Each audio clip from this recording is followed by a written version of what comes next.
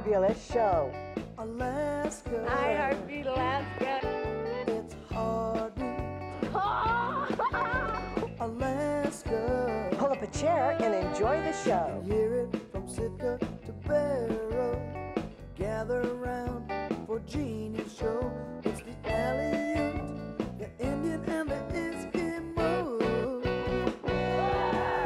It's the Aleut, the Indian, and the Eskimo. Welcome one, welcome all. Hello everyone, welcome to Heartbeat Alaska Native News. I'm Jeannie Green. Today we present a very special program thanks to Norton Sound Health Corporation, who chose Jeannie Green Productions to tell the stories of people who have had tough times and overcome them. It's a story of healthy role models, people that have been there, done that, got the t-shirt, and the t-shirt says, "We're doing fine." Heartbeat Alaska would like to thank the following sponsors for making our show possible. Brown's Electric. Thank you, Brown's Electric, for your generous support. Heartbeat Alaska is also brought to you by Frontier Flying Service. Thank you, Frontier, for getting Heartbeat Alaska airborne.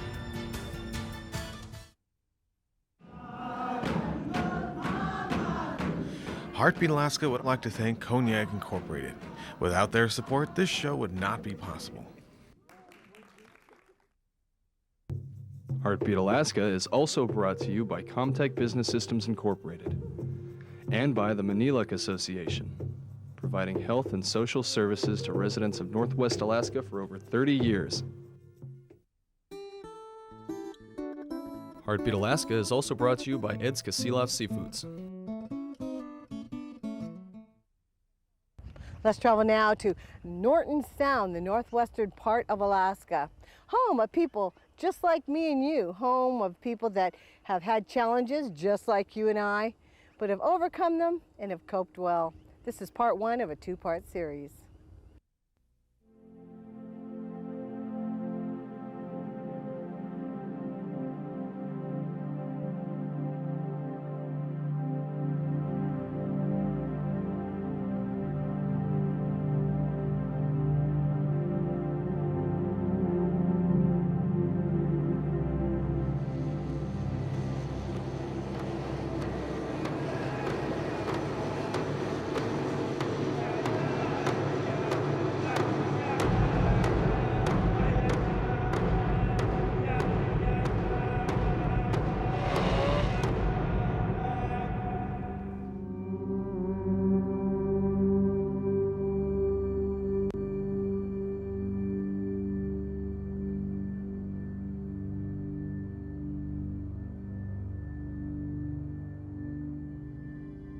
This is our home. The sea and land that make up the Bering Strait region provide everything we and generations before us have needed. The Inupiaq, St. Lawrence Island Yupik, and Yupik people have lived here for as long as the walrus and seal have migrated with the ice. Important values such as hard work, sharing, spirituality, and living in harmony with nature have allowed our communities to thrive in one of the harshest environments on Earth. Our ancestors respected and relied on the land and animals. At the core of their values was a strong connection to the Creator and to each other. We have come through a period of rapid cultural change. Today, serious issues of alcoholism, suicide, and unhealthy choices endanger and take the lives of our people. All of us have been touched by these tragedies.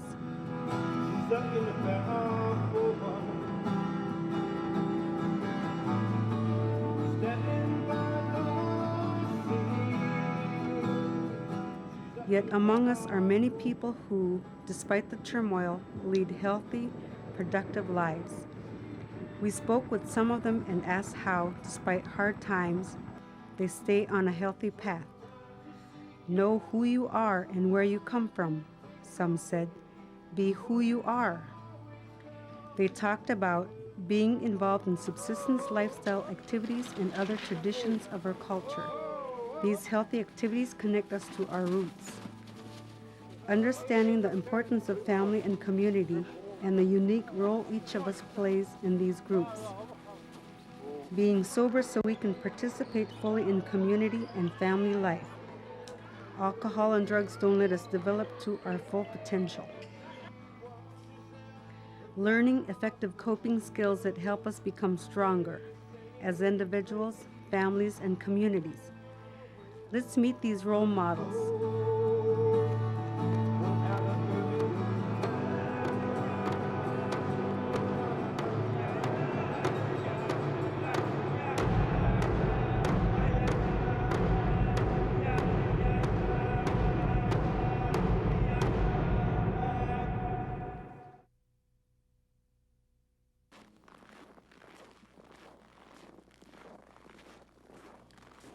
Jacob Ahwinona was born in 1923 and grew up in White Mountain. He and his wife, Hannah, have been married for over 54 years. As a boy, Jacob enjoyed school but missed many days because his family often moved out into the country for subsistence activities. Still, Jacob was an A student and finished the 8th grade. Jacob's teachers offered to take him outside for high school and college, but Jacob's parents declined. You know, if I had gone, you wouldn't see me there. I'd make a one-eyed president. Yeah, anybody can do it. You believe in yourself, you can become anything you want. Jacob put subsistence living first when talking about what makes him a healthy person. We lived subsistence style of living when I was growing up. They taught us to survive. Our parents, our grandparents.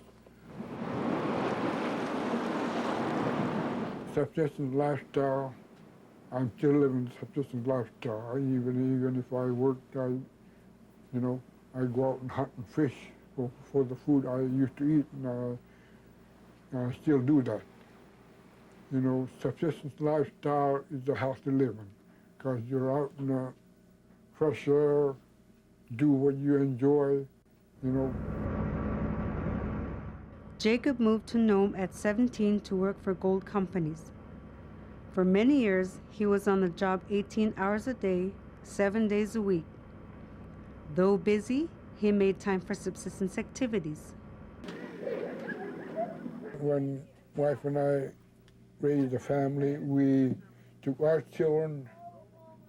I took time off from work to go subsistence lifestyle, go put fish away for the winter. And we go from here, from Nome, drive over to Council. From there we go to our fish camp, stay there for a month and a half or so, do some fishing, subsistence lifestyle. We take all our children, we taught them.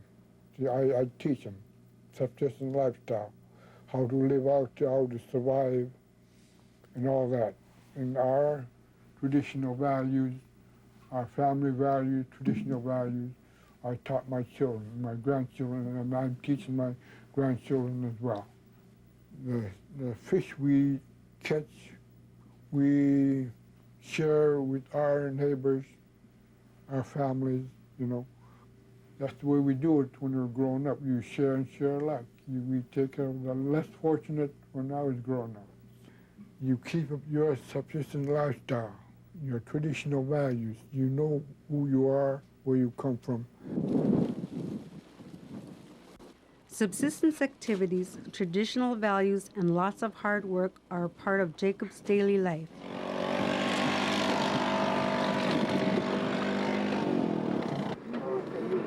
Heading to the post office. Drop off mail. They are also part of daily life for Merle and Rona Apassingok. Merle and Rona were raised in Gamble. Merle went to college in Fairbanks, then returned to the village.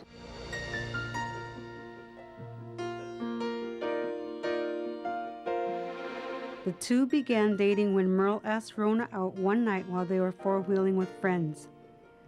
Their families supported the relationship and eventually arranged a marriage in the traditional St. Lawrence Island way. Merle lived with Rona's family for a year, providing his catch to her family and, according to tradition, helping with daily chores. The Apassingoks find that subsistence activities are part of their very identity. They affirm who they are when fishing, hunting, gathering, and putting away food. It gets tiring when you stay at home or in the village for a long time, and you get restless if you're not out there. The Apassingoks travel out of the village each year so their kids can learn about life in other places. They feel it is important that their children can speak both English and St. Lawrence Island Yupik. Likewise, the family enjoys a variety of foods, and the kids help their mom when it's time to put away subsistence foods. The food from the sea is less expensive, that's for sure, and it's good for you. There's a lot of foods that we've had in our families, but varieties, is good.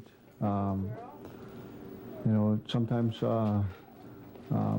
you get tired of eating our local foods. You want to try something different. In order to support lifestyle, we have to go, be ourselves out here and be who we are.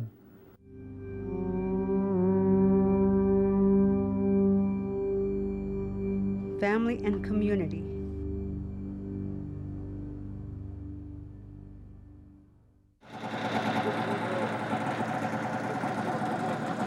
Another key to healthy living that these role models talked about is honoring family and community. Like each member of a whaling crew, each of us must know and develop our own special gifts so we can play our part building a strong, healthy community. We must help younger people find their place in the community.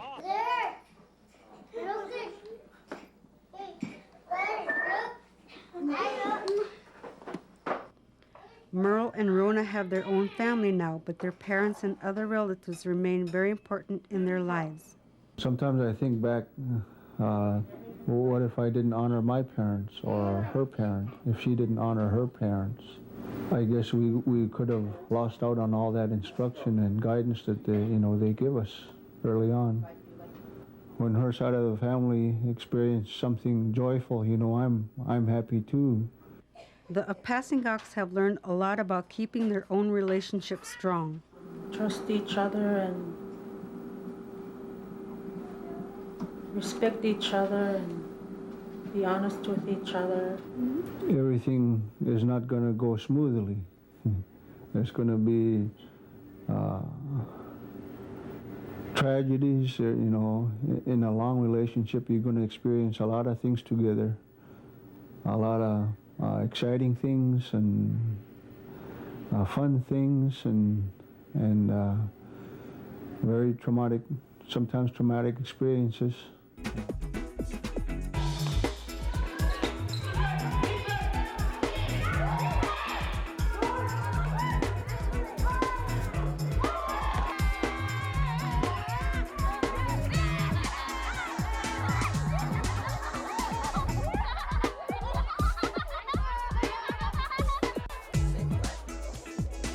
Meet Tom and Beejay Gray of White Mountain.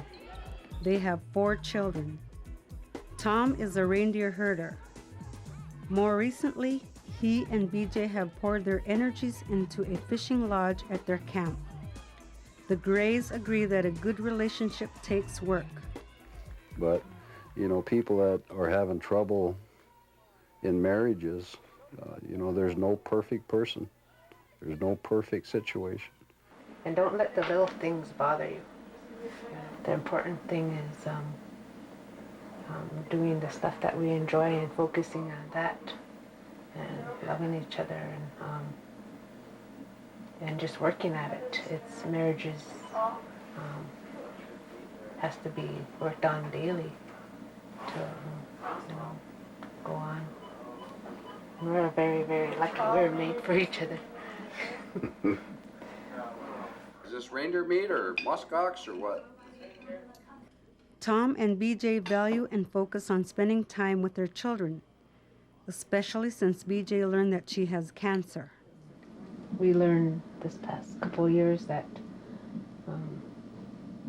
the time that you have with your kids and people in general. You know, time is short, and you want to make good memories rather than bad memories, and you have to make the most of every moment you have with your family. Tom and Beejay are teaching their children to work hard, even if, at times, their kids would rather not. There you go. The kids help build the family fishing lodge. They help out with the hard work of subsistence. Hopefully we've put that in our kids, that they go out in the world and at least they can pick up a wrench or a tool or a hammer or something and know that they got to put 8 hours of work in or 10 hours or whatever. We go seal hunting, we cut dry fish, we pick berries.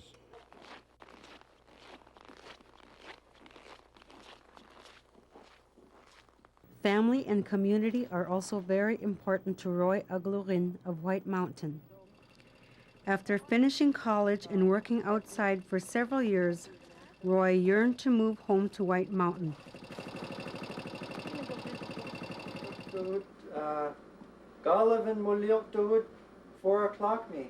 Taking care of his father and serving as mayor of White Mountain, he is finding more meaning in life and learning more about who he is. I feel like it's a privilege for me to be here. You know, I think the people here are wonderful. They're very generous, they're kind, and they've given me a lot of respect and a lot of opportunity to help them. I try to stay focused on the positive things in our community. I enjoy, the good things that I see people do. You can always focus on the negatives. You can always find something in someone or in a group of people that is not good. It's so important for us to focus on those things in our communities that are working well and to look at how we can build on them.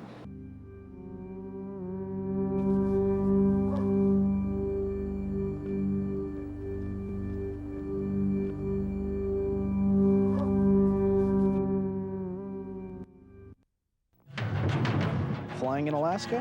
Fly Frontier, the official airline of Heartbeat Alaska. Frontier is expanding again. They've added new routes to Nome, Kotzebue, and the surrounding villages. As you can see, Frontier is now really covering Alaska. So the next time you fly, try Frontier. Frontier offers quick, convenient check-in, low fares, and service direct to many of the villages. Frontier Flying Service is the official airline of Heartbeat Alaska. Make it your official airline too.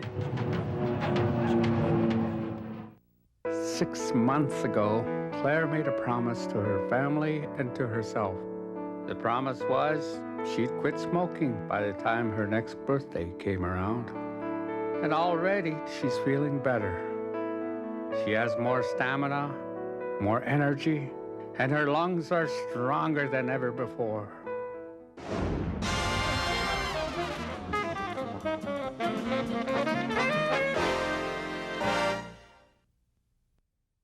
It's tax season, and living in rural Alaska means that it could take weeks, even months, to get your tax returns in the mail. It's always 2 weeks, sometimes 6 to 8 weeks if I remember correct. Let Liberty Tax take away the worry and the wait. Simply pick up the phone and call toll-free 1-866-563-2700. You can file your taxes electronically from the comfort of your home, and you can usually pick up your return the next day at your local AC store. I go through John Hostetter. I trust him. I think I've got more on my returns with him than I would by myself. Liberty Tax guarantees the largest refunds at a smaller price and can often put money in your pocket the very same day. Quick and easy for me. So don't wait around for your tax returns in the mail. Give Liberty Tax a call. Liberty Tax, specializing in rural Alaska. Fast, friendly, trustworthy. That's how I feel with them. John's good people. Alcohol and drugs are a big threat to our native way of life. All of us will face these dangers, and all of us can make healthy choices. Sobriety. As far as sobriety, I think that it's really critical for people to approach life's problems in a way that that is fully aware and where they're conscious. You know, too many times we have people that work in our offices or that are living life and parenting in a way that they're not fully conscious, they're not fully aware. Even if they're sober at the time, they're still having the effects of that last night party or, you know, the last 2 days of smoking pot. Not using alcohol, it's hard on a person to see your fellow natives abusing alcohol, especially your relatives. My brothers, younger brothers died of it. You know, they want me to drink with them. I said, no, that's not where our parents taught us, and I'm not going to drink. You know, I've been called names that I wouldn't even want to mention because I wouldn't take a drink with my brothers, my relatives, friends that I know, just to take a drink. You know, that hurts, but you win on a long run if you don't drink.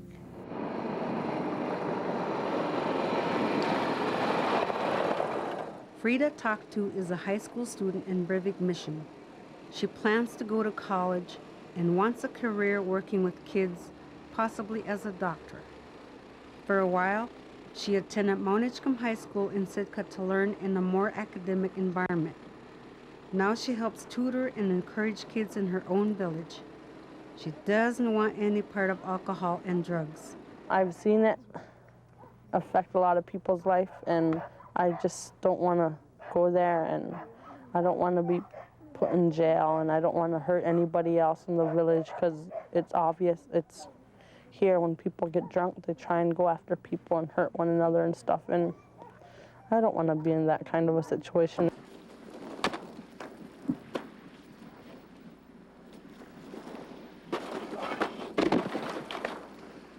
Merle Apassingok also grew up around people who were drinking. A lot of the childhood fears, when I look back, are alcohol related. You know, it's either an uncle or a cousin that was involved. You know, that scared me when I was a child. And I guess it's sometimes those memories that, you know, that scar our minds for a long, long time.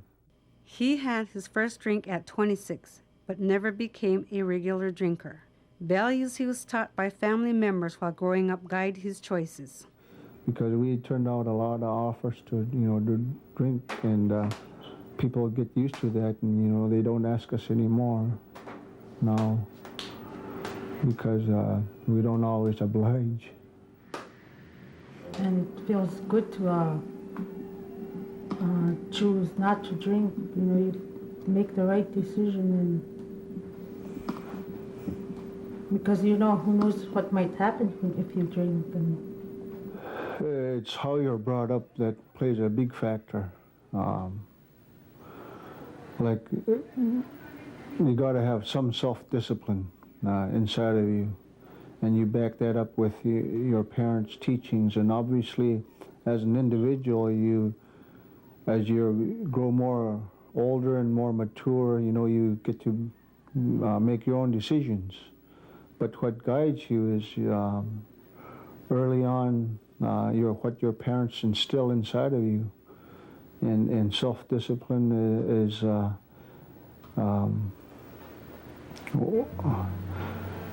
one of the biggest factors in what you do and what you decide to do in life.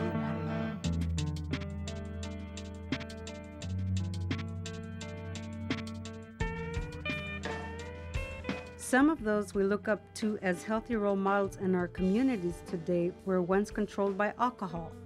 Beejay Gray recalls how alcohol slowly took over her life. I always thought, you know, when I grow up, I'm never going to drink. Well, that didn't exactly happen after we got married. I started drinking, and I had a really bad experience with alcohol, and almost overdosed with alcohol. And for me to fall the lowest part of my life was good because it made me aware that, you know, this is not the right path I want to go to. And what made me change was the fact that it scared my children. They were little then. It was really hard to quit, but every time I wanted to quit, my youngest one would remind me, "Oh, Mom, you almost died." And right there and then I would not want to, you know, ever touch it again.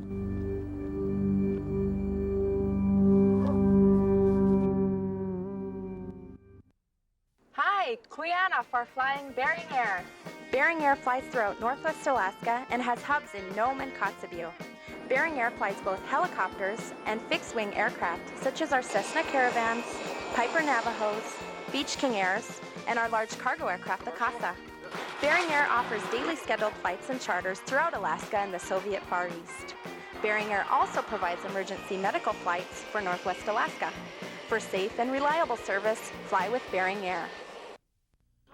On your next visit to Anchorage, be sure to stay at the Creekwood Inn and RV Park. Now under new management, the Creekwood Inn offers 26 newly renovated rooms and a cabin that sleeps 6. If you're in town for an event, the Creekwood Inn is the nearest hotel to the Sullivan Arena. The Creekwood Inn also has 68 RV spaces available year-round and offers winter RV storage with water, electric, sewer, and cable.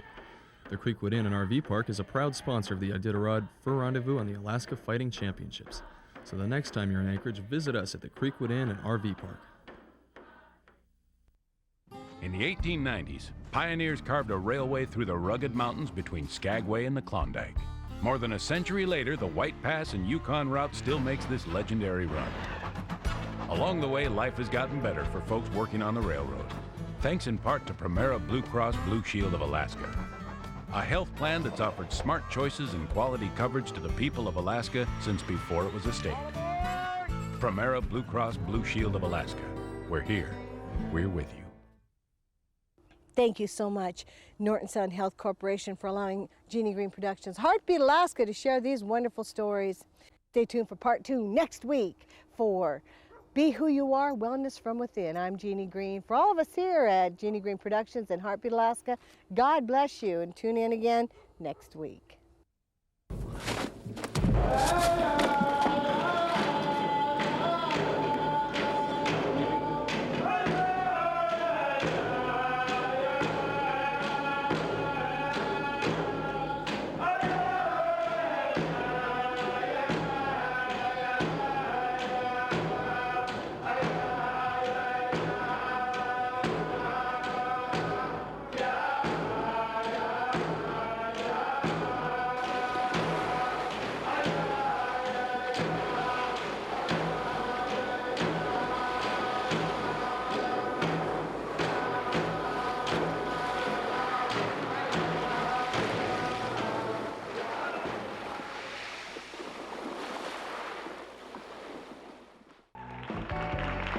See ya.